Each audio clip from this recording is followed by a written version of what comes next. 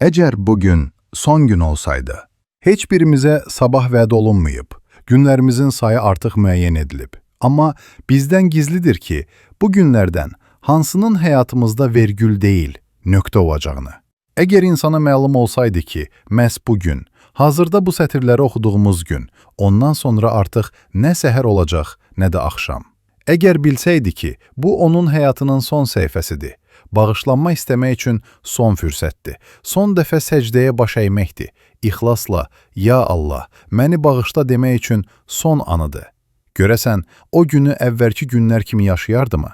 Dünya işlərinə eyni tələskənliklə, tövbəni eyni gecikdirməklə, qəlbinə qarşı eyni laqeydliklə, günah və xətalara qarşı eyni rahatlıqla, yoxsa bu gün onun həyatının ən mənalı, ən pak və ən səmimi günü olardı. Bu sözlər sadəcə bir nəsihət deyil, bu, baxmaq qorxulu, amma zəruri olan bir güzgüdür. Hər səhər bir fürsətdir, hər gecə bir hesabatdır və bəlkə də məhz bu gün, sonradan xatırlayacağımız gündür, ya rahatlıqla, ya da peşmanlıqla.